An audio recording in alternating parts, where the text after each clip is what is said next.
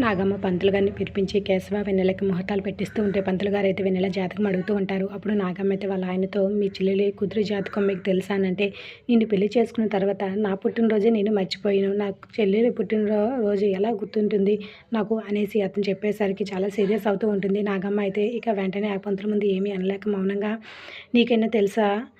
అనేసి తన తోటికోడలు అయితే అడుగుతూ ఉంటే, ఇక నాకెలా తెలుస్తుందక్క అని రజని అయితే సమాధానం చెప్తూ ఉంటుంది. ఇక దాంతో అయితే నాగమ్మ ఆలోచనలో పడుతూ ఉంటుంది. అప్పుడు నాగమ్మ పక్కన ఉండే అసిస్టెంట్ అయితే, మా ఇంటి గడప తక్కువ వచ్చిన తర్వాత మా అమ్మగారు పెట్టిందే జాతకం, రాసిందే జాతకం, మీరు పేరు బలాలు చూసి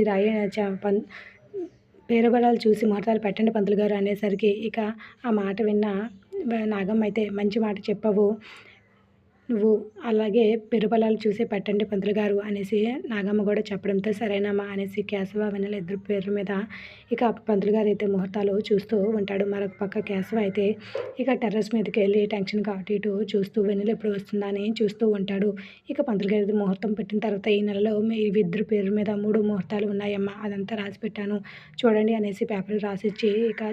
ఇస్తూ ఉంటాడు నాగమ్మకి. ఆ పేపర్ అయితే నాగమ్మ చూస్తూ సంతోషపడుతూ ఉంటుంది. సరే అమ్మ ఇక వెళ్ళొస్తానని పంతులు గారు అక్కడి నుండి వెళ్ళిపోతూ ఉంటే, ఈ పెళ్ళి అయితే ఎవరు ఊహించిన విధంగా అంగరంగ వైభవంగా అందరూ మెచ్చేలా చేస్తాను, ఇందులో ఎవరైనా అడ్డుపుల్ల వేయాలని ఏదైనా ఆటంకం పెట్టాలని చూస్తే మాత్రం మర్యాదగా ఉండవు, ఏం చేస్తాను మీరు ఊహించలేరు కూడా అని రజనీకి ఇండైరెక్ట్గా వార్నింగ్ ఇచ్చి అక్కడి నుండి నాగమ్మ కేశవ ఉన్న దగ్గరికి వెళ్తూ ఉంటుంది. అమ్మ అనేసిగా కేశవ ఆతృత పడుతూ ఉంటే, ఎన్నిసార్లు చెప్పాను రా ఆవేశం తగ్గించుకోమని, రాజకీయాలకు వెళ్ళేవాడు వాళ్ళ ఆలోచన ఉండాలి, ఆవేశం అసలు ఉండకూడదు, నీకు ఎంత చెప్పినా నీకు బుద్ధి రాదా, నువ్వు మారవా అంటే, సరే సారీ అమ్మ ఇక నుంచి నేను